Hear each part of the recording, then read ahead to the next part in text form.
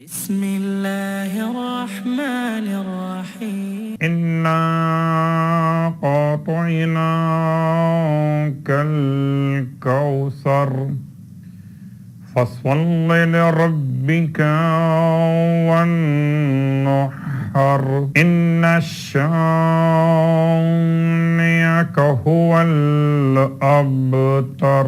تمام تعریفیں اس عظیم پروردگار کے لیے جو کائنات کا خلق فرمانے والا اور کوثر عطا کرنے والا ہے، اور تمام ہدیے درود و سلام ان ازوات مقدسات کے لیے کہ جو کوثر کے متعلقین ہیں، فرزند کوثر، ابو الکوثر اور شوہر نامدار کوثر، یعنی کہ حضرات محمد اور آل محمد علیہم الصلاۃ والسلام کی. الحمدللہ الذی جعلنا من المتمسکین بالقرآن العظیم وجعلنا واجعلنا من المتمسکین بولایت علی ابن ابی طالب علیہ السلام. عظم اللہ اجورنا و اجورکم بمصابنا بالحسین علیہ السلام وجعلنا وإیاکم انشاء اللہ من الطالبین بثأرہ مع ولیہ الامام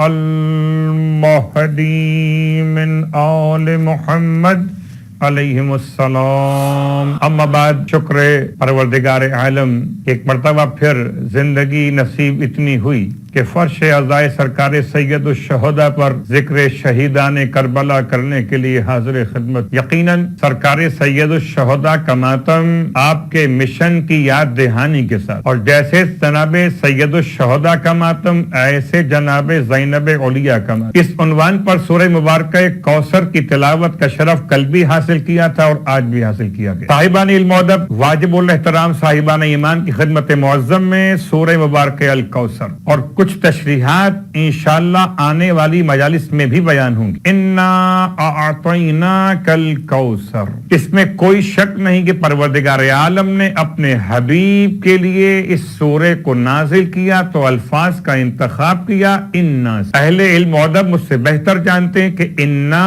حرف تاکید ہے تو شکوک و شبہات کو دور کرنے کے لیے. انا اعطینا، لفظ انا کے ساتھ لگا ہوا الف متکلم مال غیر. پروردگار چاہتا تو یہ فرماتا انی اعطیتوکا، میں آپ کو عطا کرتا ہوں، میں نے آپ کو دے دیا، بلکہ الفاظ استعمال ہوئے انا اعطیناک الکوثر، ہم نے آپ کو عطا کر دیا، میں نے عطا کر دیا. ایک جملہ یہ ہو گیا انی اعطیتک الکوثر، ہم نے عطا کر دیا انا اعطیناک الکوثر. ان دونوں جملوں میں کیا فرق ہے؟ تو صاحبان علم اور ادب اس بات کو محسوس کر رہے ہیں کہ پورے قرآن مجید میں پروردگار عالم نے مختلف مقامات پر یہ دو انداز اختیار کیے. جہاں الہویت کا بیان تھا وہاں استعمال کیا صیغہ مفرد کو، متکلم وحدہ کو، اور جہاں ربوبیت کا عنوان تھا وہاں استعمال کیا صیغہ متکلم مال غیر. اظہار عظمت ہو، ربوبیت ہو، رزق پہنچانے کا عنوان ہو، وسائل کا درمیان میں مسئلہ پیش کرنا ہو، رابطے قائم کرنا ہو، تو الفاظ کو استعمال کیا جاتا ہے متکلم مال غیر، بجائے میں کہنے کے ہم کہا گیا انا اعطیناک الکوثر. بہت تفصیل میں جائے بغیر کہ کہیں ایسا نہ ہو کہ یہ پورا کے پورا عشرہ سورہ کوثر کی تفسیر میں تبدیل ہو جائے، اس لیے اپنے آپ کو روکتے ہوئے انا، ہم، اعطینا، لفظ اعطینا میں عطا کا استعمال کیا گیا. عطا کی دو قسمیں ہیں، ایک عطا عطائے مجازی، ایک عطا عطائے حقیقی. عطائے مجازی کبھی دینے کا نام، پھر واپس لینے کا عنوان. کچھ دیر کے لیے دیجئے تو واپس لے لیجئے، اسے کہتے ہیں عطا مجازی. ایک ہے عطائے حقیقی جو مسلسل ہے، نہ رکنے والی، نہ ختم ہونے والی. اور عجیب بات یہ ہے کہ سورہ کوثر جب نازل ہوا، جناب سیدہ فاطمہ الزہرا سلام اللہ علیہا کی ولادت باسعادت سے پہلے نازل ہوا، فاطمہ زہرا بعد میں آئی، کوثر کا سورہ پہلے آیا۔ عجیب بات، صیغہ ماضی استعمال کیا گیا، ہونا چاہیے تھا کہ پروردگار یہ فرماتا کہ ہم تم کو کوثر دیں گے، یہ نہیں کہتا، کہتا ہے ہم نے تمہیں کوثر دے دیا۔ گویا وہ جزم اور یقین ہے کہ صیغہ ماضی استعمال کر رہا ہے مالک، جیسے سورہ واقعہ میں اذا وقعت الواقعۃ لیس لوقعتها کاذبہ، قیامت واقع نہیں ہوئی ہے، قیامت واقع ہوگی، مگر سورہ واقعہ میں صیغہ ماضی کا استعمال جزم اور یقین کو بتانے کے لیے، اسی انداز سے سورہ کوثر میں صیغہ ماضی کا استعمال جزم و یقین کو بتانے کے لیے کہ ایسا کہ جیسے کوثر عطا کر دی، انا اعطینا کل کوثر، اور لفظ کوثر پر آپ کی خدمت مقدس پہ کچھ باتیں کل بیان کی تھیں فوعل کے وزن پر، اور کوثر کی ایک تفسیر جناب سیدہ فاطمہ الزہرا سلام اللہ علیہا کے عنوان میں، اور جیسے بہت سارے شخصیات کو جمع کرتے ہوئے اس عشرے میں انشاءاللہ گفتگو ہوگی۔ کچھ شخصیات براہ راست بنات المعصومین ابن عبدالاسد، اور اب ان کو لے کر مدینہ منورہ جب پہنچے احد کے غزوے کے بعد، تو جناب ام سلمہ نے اپنے شوہر کی بڑی خدمت کی، اور ایسی خدمت کی کہ آہستہ آہستہ ان کا زخم ٹھیک ہو گیا۔ بڑی محبت کرتے تھے جناب ابو سلمہ جناب ام سلمہ سے، اللہ اکبر، اور اتنی شدید محبت کے بعد دعا فرماتے تھے کہ اگر میں نہ رہوں تو اللہ سے دعا کرتا ہوں کہ اللہ تمہیں مجھ سے بہتر زوج عطا فرمائے۔ آپ غور کیجئے گا، کسی شوہر کے لیے یہ دعا کرنا آسان نہیں اپنی زوجہ کے لیے کہ اگر میں نہ رہوں تو اللہ تمہیں بہترین زوج عطا فرمائے، تم میرے بعد تنہائی کی زندگی مت گزارنا، تم شادی کر لینا۔ اللہ اکبر۔ کبھی کبھی بعض تہذیبیں شاید ان الفاظ کو قبول نہیں کر پاتی، جیسے ہندوستان کی تہذیب میں، ہندو تہذیب کے اعتبار سے، کہ اگر شوہر کا انتقال ہو جائے تو ایک زمانہ رہا ہے جب بیوی کو شوہر کے ساتھ یا تو دفنا دیتے تھے یا جلا دیا کرتے تھے، لیکن بہرحال یہ اسلام کا روشن ترین پہلو۔ ابو سلمہ کی شخصیت، ام سلمہ کے شوہر، اس کے بعد ایک اور سریے میں آپ کی روانگی، اس سریے کا نام بھی آپ کے نام سے ابو سلمہ رکھا گیا، وہاں سے واپس پلٹ کر آئے، کامیاب ہو کر آئے، اور پھر وہ زخم دوبارہ کھل گیا، اور اسی حالت میں آپ دنیا سے رخصت ہوئے۔ اختلاف ہے کہ جمادی اولیٰ میں آپ کا انتقال ہوا یا سفر کے مہینے میں۔ ابو سلمہ خاندان اہل بیت سے متعلق خواتین کا تذکرہ جناب سیدہ سلام اللہ علیہ کے حوالے سے، جناب ام سلمہ، اور ام سلمہ پھر اپنے شوہر کے بعد بڑی غمگین رہنے لگی، اور اتنی غمگین کہ اللہ کے رسول نے پھر آپ کو دعا تعلیم فرمائی، انا للہ و انا الیہ راجعون، اور بعض اعتبار سے علماء نے ومن یتق اللہ یجعل لہ مخرجا ویرزقہ من حیث لا یحتسب، اس دعا سے اس آیت قرآنی کو ملاتے ہوئے بعض علماء نے اس دعا کو خاص طور سے ام سلمہ کے لیے بیان کی کہ اس دعا کی تلاوت کریں تو آپ کی پریشانیاں دور ہوں گی، مالی اعتبار سے 4 یتیم بچے سب کو پالنا ہے، اور پھر آپ مشکل حالات میں، شوہر کا انتقال ہو چکا، اور ایسے میں آپ یہ دعا تلاوت کر رہی ہیں۔ بعض نے اس کے علاوہ دعا بیان کی، اللہم اغفر لی ولہو، اے خدا مجھے بخش دے اور میرے شوہر کو بخش دے، وَأَقِبْنِي عَقَبًا حَسَنًا، اور مجھے میرے شوہر کے بعد بہترین شوہر، بہترین وارث عطا فرما۔ اور خدا نے ایسی دعا قبول کی کہ جناب ام سلمہ کے لیے سرکار ختمی مرتبہ احمد مجتبی محمد مصطفیٰ صلی اللہ علیہ وآلہ وسلم اپنا رشتہ بھیجا، اور آپ نے پیغام بھیجوایا کہ آپ اپنے بیٹے کو وکیل بنائیے تاکہ آپ کا نکاح مجھ سے کر دیا جائے۔ تصور نہیں تھا کہ دعا ایسے قبول ہوگی کہ ابو سلمہ کے بعد جناب ام سلمہ کو رسول خدا جیسا شوہر خدا نصیب فرمائے، ایک شہید کی، ایک مجاہد کی، ایک مومن اور متقی پرہیزگار کی بیوہ، بزرگ خاتون، 4 بچوں کی ماں، اللہ کے رسول نے سرپرستی کا ایسا سایہ عطا کیا، ایسا سائبان بخشا کہ اللہ کے رسول کے گھر میں آ پائیں اس وقت جبکہ آپ کے نکاح میں 4 ازواج پہلے سے موجود تھے۔ کیا شفقت و محبت اللہ کے رسول کی بارگاہ سے۔ میں اپنی تمام تفاصیل کو سمیٹ کے بیان کر رہا ہوں۔ ام سلمہ آل محمد سے ایسی محبت، روایت کا جملہ کہ ایک دن ام سلمہ کے حجرے میں اللہ کے رسول موجود تھے، کہ دروازے پر دستک ہوئی. ام سلمہ سے اللہ کے رسول نے فرمایا جائیے جا کے دروازہ کھولیے.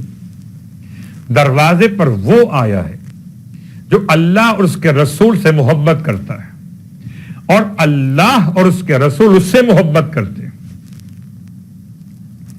ام سلمہ حیران ہو کے کہتی ہیں ایسا کون سا شخص آ سکتا ہے جس کا آپ اس طرح سے تذکرہ فرما رہے. اللہ کے رسول نے پھر فضائل بیان کرنا شروع کیے تو شوق زیارت امیر المومنین میں ام سلمہ اتنا تیزی کے ساتھ چلی جیسے دوڑ کے آگے جاتی ہیں. تاریخ کا جملہ ہے کہ یہاں تک کہ آپ کا قدم آپ کی آبا کے دامن میں الجھا اور گرتے گرتے بچی. میں بات کو پلٹ دیتا ہوں, جو محبت علی میں جا رہی ہو اسے بھلا گرنا کیسے ممکن ہو سکے گا؟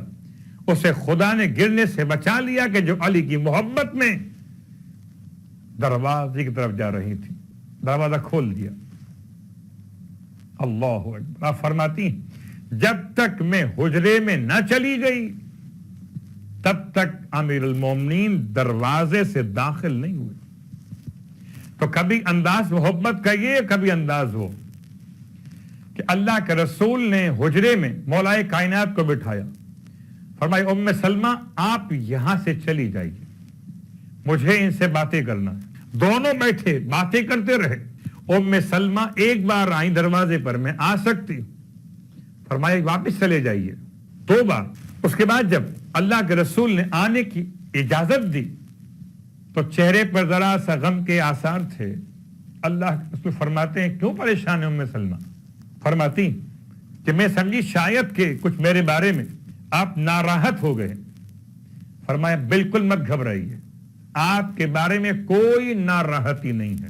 اس لیے آپ کو روکا تھا کہ جبرائیل امین آئے ہوئے تھے, دائیں طرف بیٹھے ہوئے تھے اور مجھے آنے والے واقعات اور حالات کو بیان کر رہے تھے اور مجھ سے کہتے تھے ساری باتیں میں علی کو بیان کر دوں.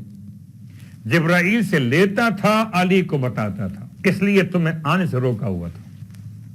اللہ اکبر.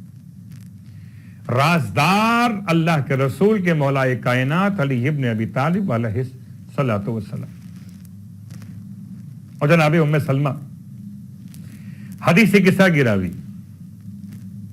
حدیث قصہ کی راوی علماء اہل سنت کے اعتبار سے, علماء اہل سنت کی کتابوں کے اعتبار سے حدیث قصہ کی راوی جناب ام سلمہ بتاتی کہ ایک دن اللہ کے رسول نے اپنی چادر میں مولا حسن و حسین اور مولائے کائنات جناب سیدہ کو جمع کیا اور پھر خدا سے دعا مانگی, اللہم ان ہؤلاء اہل بیتی و خاصتی و حامتی. اے خدا یہ میرے اہل بیت, میرے خاص, میرے حامی ہیں, ان کو پاک اور پاکیزہ رکھنا, ان سے ہر قسم کے رزق کو دور رکھ دینا. ام سلمہ کہتی ہیں میں قریب ہے, میں نے چاہا کہ میں بھی چادر میں داخل ہو جاؤں. اللہ کے رسول نے ارشاد فرمایا ام سلمہ انکی علی خیر. ام سلمہ آپ خیر پہ ضرور ہیں مگر چادر میں داخل نہیں ہو سکتے. اللہ اکبر. عزیزان گرامی قدر, یہ ام سلمہ کی ذات ہے. ایک حدیث نہیں, 278 احادیث تو علماء عامہ نے بیان کی اور شیعہ علماء نے بہت زیادہ احادیث ام سلمہ سے بیان کی. ام سلمہ اور سرکار سید الشہداء کی محبت, ام سلمہ اور جناب سیدہ کی محبت. اللہ اکبر. روایت کے اعتبار سے ایک دن اللہ کے رسول سید الشہداء امام حسین علیہ السلام کو اس طرح اپنے سینے پہ لٹائے ہوئے تھے کہ علماء نے واقعہ بیان کیا کہ اللہ کے رسول ام سلمہ کے حجرے میں تھے اور آرام کرنا چاہتے تھے اور آپ نے فرما دیا تھا ام سلمہ سے کوئی بھی ملاقات کے لیے آئے تو روک دینا, اندر نہ آنے دینا. یہاں تک کہ حسین نانا کو ڈھونڈتے ہوئے حجرے کے دروازے پر, اور جیسے کہ اللہ کے رسول کا حکم تھا ام سلمہ نے شہزادے سے ارشاد فرمایا شہزادے نانا آرام کر رہے ہیں اور سب کو آنے کے لیے روکا ہوا ہے. ایک مرتبہ مولا حسین فرماتے ہیں نانی کیا میرے لیے بھی منع کر دیا؟ حسین کی آواز اللہ کے رسول نے حجرے کے اندر سنی, ارشاد فرمایا ام سلمہ حسین کو مت روکو, حسین حجرے میں داخل ہوئے، اللہ کے رسول نے حسین کو سینے پہ لٹا لی۔ ام سلمہ کہتی ہیں کہ اللہ کے رسول روتے جاتے تھے، حسین کو چومتے جاتے تھے۔ اللہ اکبر۔ اللہ کے رسول نے ام سلمہ سے ارشاد فرمایا، جب ام سلمہ نے پوچھا یا رسول اللہ آپ کے رونے کا سبب کیا؟ میرے ماں باپ آپ پر قربان ہو جائیں، یا رسول اللہ آپ کے رونے کا سبب کیا؟ اللہ کے نبی ارشاد فرماتے ہیں، ام سلمہ جبرائیل امین آئے تھے اور مجھے اس شہزادے کی شہادت کی خبر دے کر گئے۔ الا ولعنۃ اللہ علی القوم الظالمین وسيعلم الذین ظلموا ای منقلب ینقلبون۔ بار اللہ واسطہ محمد و آل محمد کا ہماری اس عبادت کو اپنی بارگاہ میں قبول و مقبول فرما۔ بار اللہ واسطہ محمد و آل محمد کا پروردگار تمام حاضرین مجلس کی حوائج شرعیہ کو پورا فرما۔ بار اللہ واسطہ محمد و آل محمد کا پروردگار جب ہمیں ہماری قبروں میں داخل کیا جائے تو ہمیں مولا حسین علیہ السلام کی شفاعت نصیب فرما۔ پروردگار جناب ام سلمہ کی عظمت اور مقام کا واسطہ پروردگار تمام تر اہل ایمان کی دعائیں اور حاجات کو پورا فرما۔ امام زمانہ علیہ السلام کو ہم سے راضی و خوشنود فرما۔ امام علیہ السلام کے ادنا ترین خدمت گزاروں میں ہم سب کو شامل فرما۔ امام علیہ السلام کے توسط سے تمام دعائیں قبول و مقبول فرما۔